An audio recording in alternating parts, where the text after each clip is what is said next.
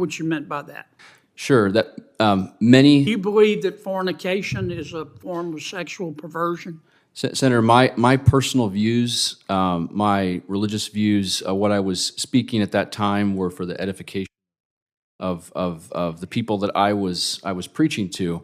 As a judge sitting here today, my obligation is to apply the rule of law. Yeah, I understand that, but Constitution. my obligation is to try to understand you, because this is a lifetime appointment. A judicial appointment lasts a lifetime, which means the person being confirmed today will shape American law long after every senator in that room is gone.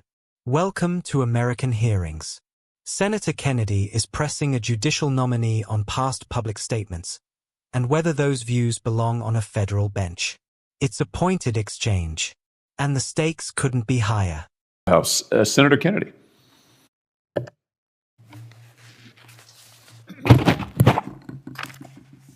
Mr. Olson, I believe I looked at your resume. You are an elder in the Reformed Presbyterian Church of North America. Is that correct? I am an ordained elder in the RPCNA. I am not actively serving. In August of 2015, you gave a sermon at the Second Reformed Presbyterian Church. Do you remember that?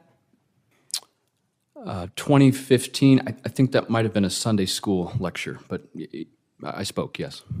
During that sermon, you said that marriage was not intended for all people, including, and I'm going to quote your words, our handicapped friends are our persons with physical disabilities that might prevent the robust marriage that we're called to, close quote. Did you say that? I think I did, Senator, yes. You believe that folks with handicaps and physical disabilities should not be able to marry? No, Senator. I was explaining the meaning of Christ's words that some, to use Christ's terms, are eunuchs by birth, and explaining that the meaning of that verse in the context of those who are called to singleness, and that there are various reasons why individuals don't get married. But what about folks who are handicapped or who have developmental disabilities? I was using that example as an illustration of why some don't get married, not as a kind of reason why someone shouldn't. It was illustrative of the condition in which some find themselves, but certainly not in any stretch of the imagination suggesting that they couldn't or shouldn't, merely that in some cases they don't. On July 24, 2022, you gave another sermon at the Columbia Reformed Presbyterian Church. Do you remember that? The Columbus Reformed Presbyterian Church, yes. You were speaking about sexuality, is that correct? I gave two sermons at that church, and the main topic of both of those was not human sexuality. In one of them you said, quote, transgenderism, homosexuality, fornication, and all sorts of sexual perversions was a form of hypocrisy from, quote, your words, shame on the inside. Did you say that? I don't recall the precise wording, but that sounds What did you familiar. mean by that? Yeah, Senator, thanks for the opportunity to clarify that. So I was preaching a sermon on a passage in the Old Testament about an Old Testament King Uzziah who was stricken with leprosy. I don't have a lot of time, Counselor. Tell me what you meant by that. Sure, that many... You believe that fornication is a form of sexual perversion? Senator, my personal views, my religious views, what I was speaking at that time were for the edification of the people that I was preaching to. As a judge sitting here today, my obligation is to apply the rule of law. Yeah, I understand that, but Constitution. my obligation is to try to understand you, because this is a lifetime appointment. Do you believe that fornication, which I assume you mean by that the sex act, is a form of sexual perversion? Senator, the doctrine of the church that I was at does state that fornication is a sin. Well, what do you mean by fornication? Any sexual act outside of the bounds of marriage. Okay. So you believe premarital sex is a sexual perversion? Senator, my personal views, as many have said before, I won't comment, but the doctrine of the church that I belong to would. Is it your doctrine? I took, as an elder, I took a vow. Is it your doctrine? As an elder of the RPCA. Is it your doctrine? Senator, my personal views as a judge are not the object of what I would rule upon. Give me one more minute, please, Mr. Chairman. On August the 23rd, 2015,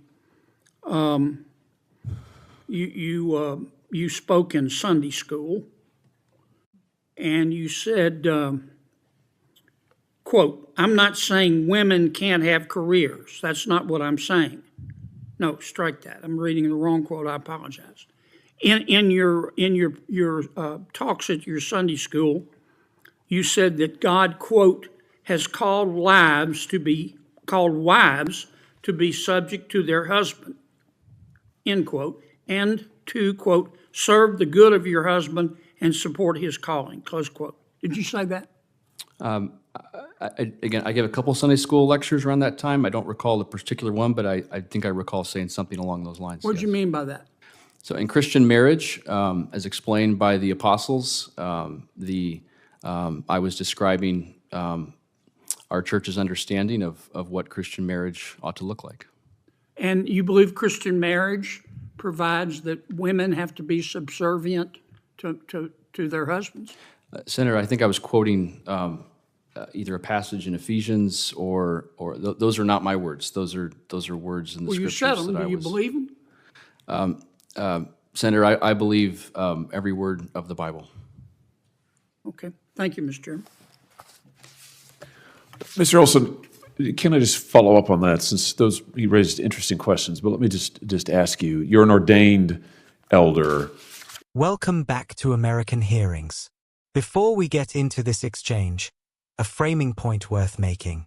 The question of whether a nominee's personal views could shape their rulings from the bench is one of the oldest and most debated questions in judicial confirmation history. Kennedy isn't breaking new ground here.